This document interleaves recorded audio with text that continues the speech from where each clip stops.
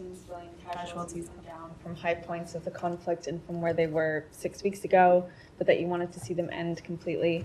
Palestinian health officials said at least 57 people were killed in Israeli bombardments.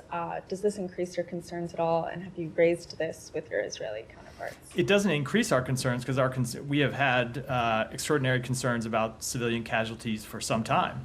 And that's why we are pushing so hard, not just pushing, but actively negotiating to get a ceasefire that would stop this daily tragedy where you see innocent Palestinian civilians being killed as a result of this war. But even before we get to what we hope will be a ceasefire, continue to push Israel to take further measures to minimize civilian harm. The Secretary pushed Ron Dermer and National Security Advisor Hanegbi when they were here yesterday. We understand, look, in all of these strikes, Israel has said publicly that they were striking militants, and of course we've seen reported deaths of militants, including Hamas leaders in some of these strikes, but we've also seen credible reports of civilian deaths, and so it is why we continue to push so hard for a ceasefire, which is the way to really get a lasting solution to the ongoing violence in Gaza. Hamas has accused Israel of stepping up attacks to try and derail efforts for a ceasefire deal. Do you have any concern that that is the case? No, I don't think the strikes that they are taking have anything to do with a ceasefire deal. I think, as they've said publicly, they're trying to, as they have done from the days right after October 7th, trying to degrade and ultimately end Hamas's ability to launch attacks on the state of Israel. Separately, we have heard from Israel repeatedly, publicly. We've heard from them privately that they are committed to trying to reach a ceasefire. They're committed to the proposal that they put forward and that the president outlined publicly over a month ago, about a month and a half ago now, and they continue to remain engaged in the talks to try to reach a ceasefire. I'll come back to you. Yeah, Saeed, go ahead. Yeah, on this point that was just raised. I mean, Israel says that they were targeting Hamas, but you don't have any independent sources that confirmed there was actually Hamas leaders in that building that was targeted. Do you? I do not. With respect to this particular strike, no, I do not. Now, we have seen credible evidence all throughout this war that Hamas has hidden its fighters, hidden its leadership inside civilian infrastructure, inside schools. I can't speak with respect to this specific strike, but certainly those are actions that are consistent with the pattern of behavior we have seen from Hamas. Where was that? Can you share with us some of that behavior, the pattern of behavior in particular places and so on? Yeah, in fact, Saeed, I remember you and I having this exchange several months ago, and I emailed you an article that detailed Hamas's long history of hiding in, and I think it was actually more than one article, several articles detailing Hamas. My point being, you don't need intelligence assessments from the U.S. government or anyone else. Hamas's long established behavior of hiding in civilian sites predates October 7th, and certainly we've seen it over the course of this conflict. But that makes, let's say, targeting one person worth killing 100 people? We don't want to see, we do not want to see civilians die. Now, I would say a lot of this would be solved if Hamas behaved like a military organization. We talk about other conflicts where this is not an issue because you don't see the military leadership hiding in hospitals, hiding in schools, hiding in religious sites, hiding in apartment buildings.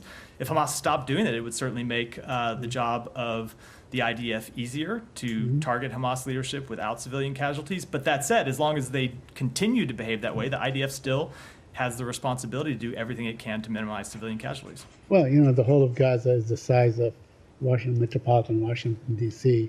It is a guerrilla force. It's not an army. They're not allowed to have airplanes and tanks and so on. But the size of Gaza does not justify hiding your fighters inside a hospital or inside a school. Let me ask you about something that you just said. That Israel wants to degrade and deplete and render Hamas totally incapable of launching an attack like the one we saw on October 7th. Well, the president himself said that Hamas was unable to do that anymore back on the 31 of May, didn't he?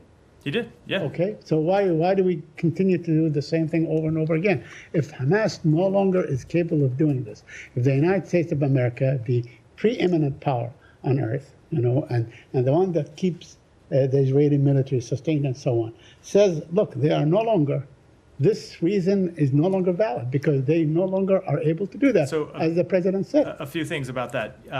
Yes, it is our assessment that they no longer have the capability to launch an attack with the size and scale and scope of the attacks of October 7th. Hamas, without a doubt, does still pose a threat to Israel and does still pose a threat to Israeli civilians. Hamas continues to be a legitimate military target for the government of Israel to strike. That said, it has also long been our view, and you've heard me talk about this, you've heard the secretary talk about this, that Israel will never defeat Hamas through military action alone, and that it is going to require ultimately a political solution to a struggle between Israel and Palestinians that predates Hamas, that dates back decades. And if you were to ultimately reach an end to the violence between Israel... Exactly that you just articulately illustrated. Yeah. Isn't that like a catch-22 situation? The war will go on forever because there will always be Palestinians who will fight the Israeli occupation, no matter what, under whatever conditions. So are you saying this war can go on forever? We need to have completely neutralized Hamas, completely neutralized I think movement. I think that question ignores everything I have said and everything that we have been pushing to try to do for some time now. Let me just finish. It ignores the fact that we are pushing to obtain a ceasefire to stop the immediate death in Gaza. It ignores what the president has said and what the secretary has said repeatedly, and it's reflective of what we are trying to do, that we want to take that ceasefire and turn it into enduring calm, and we want to turn the enduring calm into lasting peace and stability. Now, my last question. There was, UNRWA headquarters was flattened in Gaza. Do you have any comment on that? I mean, UNRWA has been the primary provider of aid and help, education, healthcare, and all these things for the Palestinians. Without UNRWA, there would be, humanitarian disaster on your hand. Do you have any comment on what has happened to UNRWA thus far? So we do support the work that UNRWA does. We've made that quite clear. They are a critical delivery mechanism for humanitarian assistance to the Palestinian people in Gaza. They have played an important role in delivering humanitarian assistance on the front lines since the outset of this conflict, and it has been really critical that that work has been critical, and it's critical that they continue it. But with respect to this strike, it goes back to the problem I was speaking to a moment ago, which you do continue to have Hamas leadership, Hamas militants that hide themselves in civilian sites, and Israel has a rightful goal of attacking militants and preventing them from continuing to threaten the state of Israel and the people of Israel, but they need to do so in a way that minimizes civilian harm. Go ahead. Just want to follow up on your answer to Said about the day after and the plan for peace in the Middle East. You've been, from this podium or even from many other platforms in the U.S. government, you've been pushing for months now for a day after plan from the Israelis, and you're pushing with the regional players to find a formula for a peace that will last, everlasting peace. But what we hear from the Israelis is in a different page. They are opposing any Palestinian control of Gaza. They're not willing to enter any discussion internally about the day after. And in principle, the Netanyahu government and his factions are against the two-state solution. You've been pushing for months. Do you have any way of pushing more or exerting more pressure on the Israelis to engage in that? So a few things about this. Just one kind of factual note. So with respect to plans for the day after, I spoke about this a little bit lately. We have seen the Israeli government start to develop more of their own plans and put more of their own plans forward. Not as advanced as we would like to see, certainly. But just as a factual matter, they have been starting to have those conversations internally, and they've been having those conversations with us, and I believe they've been having those conversations with others in the region as well. Which is not to say that there is a fully formed plan that is ready to go, or certainly one that would be acceptable to the broader community, but they are at least advancing in their thinking of that issue. But I would say that with respect to the longer term issue, ultimately Israel is going to have to make some tough choices, which is always the case. It's been the case with this struggle between Israel and Palestinians for decades, that ultimately resolving it requires tough choices by both sides of this conflict. And to get to, in our view, a lasting end of this conflict, it's going to have to take tough decisions by Israel. The case that we will make to them, to get to your question, is that ultimately making some of these tough decisions is actually in their interest. It's in their long-term security interest. It is, of course, in the interest of the Palestinian people to see lasting stability in Gaza, to see reconstruction, to see a better form of governance than what they've had since Hamas took control of the Strip a couple of decades ago. But it's also in Israel's long-term security interest to find a lasting resolution to this conflict. So we will continue to press that case to them, but they will have to make decisions for themselves, as every sovereign country has to do. But it is just our view, and we certainly hope that the people of Israel will ultimately endorse this view as well, that continuing to have this long-term security threat staring them in the face is a problem for their security, and it is a barrier to their long-term integration with the region, which is something Israel has wanted from the very founding of the state. Well, what's the Palestinians' options here? I mean, until the Israelis or the Israeli government reach a sober moment to accept that it has to do tough choices, as you said, what are the Palestinians' options to fight this occupation that will be acceptable to you? So when you say Palestinians, I don't know if you mean the Palestinian people, if you mean the Palestinian Authority. There are lots of different ways. What was the answer? Let's just say the Palestinian Authority. The Palestinian Authority. So there are lots of different answers. That's why I asked. There's lots of different ways to answer that question.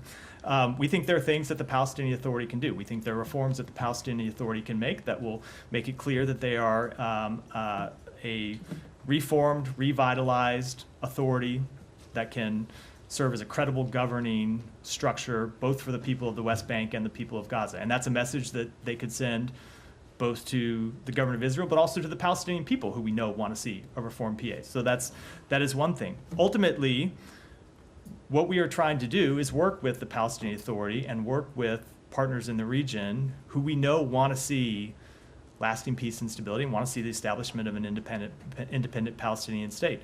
And so that's what we'll continue to do. Go ahead.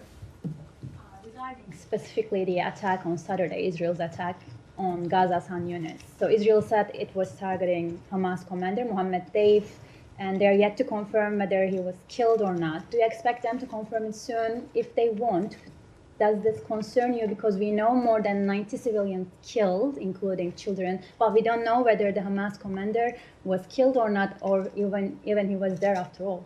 So with respect to Mohammed Deif, I will defer to the government of Israel to speak, to determine when they might be able to make some kind of assessment and when they will speak to it. That's ultimately a call for them to make. We do know that they were successful in killing other militants, including a Hamas commander, in that strike. But that said, to answer the question, no, the deaths of any civilians are not acceptable. We don't accept the deaths of civilians in any strike. And that is why we continue to push for a ceasefire to stop this daily death inside Gaza. Do you think these kind of situations hamper ongoing ceasefire negotiations? Because we know civilians killed at the moment, but they're yet to confirm the Hamas commander they said they were targeting was killed or not. Do you think these kind of vague situations hamper the ongoing ceasefire process? Because we know the U.S. want to seal the deal as soon as possible. So I'm not going to speculate. I'm going to speak to what we've seen. And what we've seen is that the ceasefire negotiations have continued. And despite various public statements that are made by both sides on this conflict from time to time, what we have actually seen in the negotiations is pushing forward to try to get a deal. So I'm not going to speculate about what could happen. Obviously, people can always pull out of negotiations for their own reasons. We hope that won't happen. We haven't seen it happen yet. What we have seen has made us believe we can get to a deal, which of course does not mean that we will. We're going to continue to try to push for one. Thank you.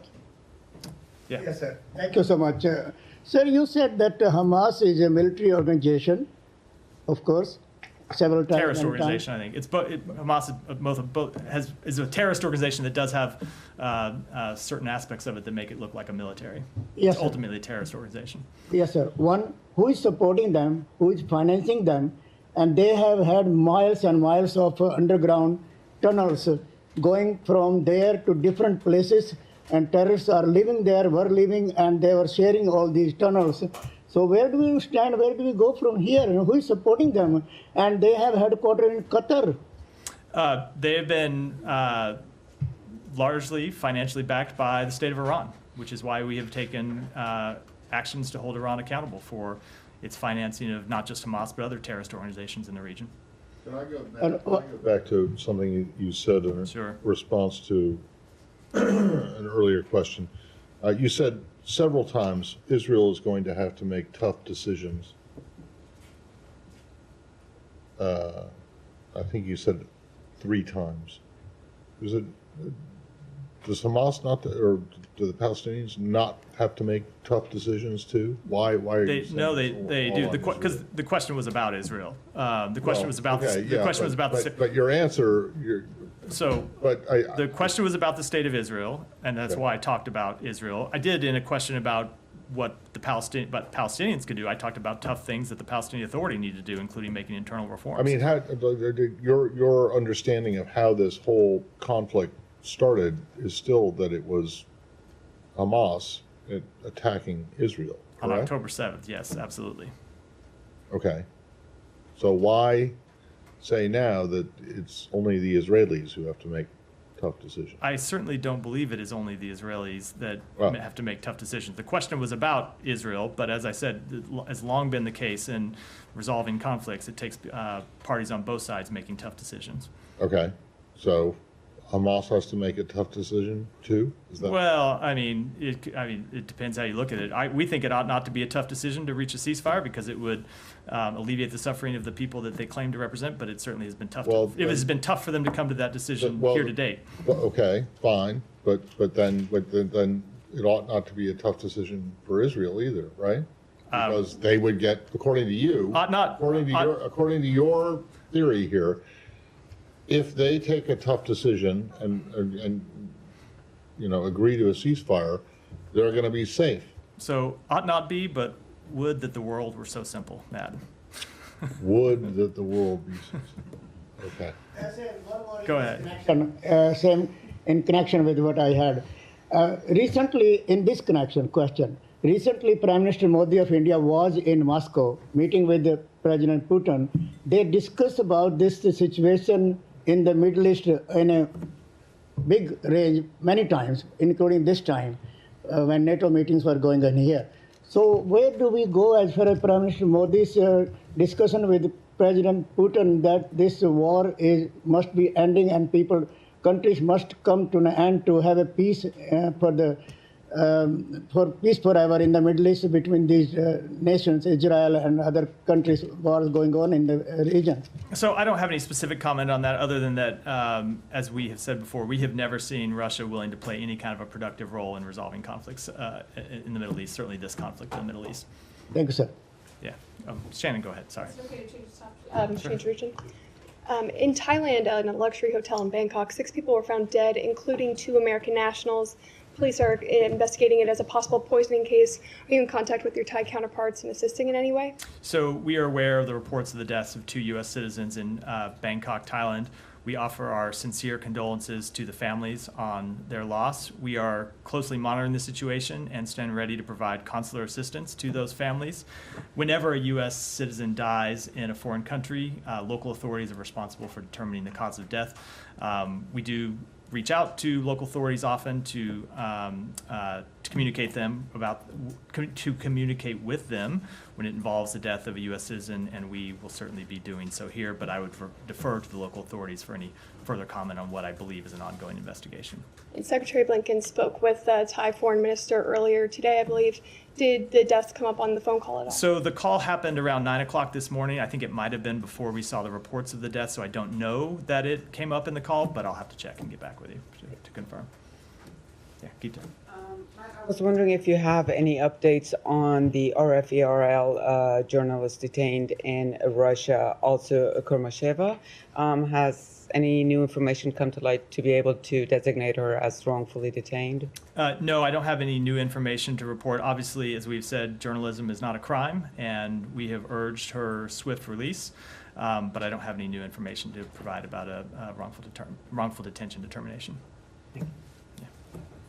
But to follow up on that question, given that this week is going to mark 9 months of her arrest, when there is a lack of transparency about the process here, it does trigger a lot of questions about, what is the reason to why she's not being designated? Is it because she's Muslim, she's dual citizen, she is a female, or what's the reason? Okay, Alex, give me a break. That is a ridiculous thing to raise, that it's because of her gender. We have designated both men and women wrongfully detained. And if you look at our track record in this administration, we have returned over 40 wrongfully detained American citizens. So I think the track record actually shows this administration taking this work incredibly seriously and working hard and making tough choices sometimes to return those U.S. citizens who have been detained overseas. It is the top priority for the president. It is the top priority for the secretary to make sure that U.S. citizens overseas are safe and secure. And we take the process extremely seriously. I know it doesn't always move as quickly as you or some others would want. But I think if you look at our record, it shows that we are able to get results. And for those Americans who remain wrongfully detained and other Americans who are detained overseas, we are working day and night to get them home. And with respect to her case, as I've said, we have called for her release. Her husband and her daughters are in town. Is the secretary or anyone in this building planning to meet with them? I don't have any meetings to announce today. I want to stay in the region. Russia's Lavrov just landed in New York this morning, along with Zakharova and others. Both are actually under current U.S. visa restrictions. We have discussed that previously in previous years, that you guys comply with obligations, 1947 agreement. But the question is, how does it look like right now? I mean, we discussed just 3 weeks ago how Russia not only violates the UN Charter, but also does violate UN sanctions on North Korea. We've discussed how they gifted a car to North Korean dictator. So first of all, what restrictions they are under when they're going to be in New York, and secondly, how does it look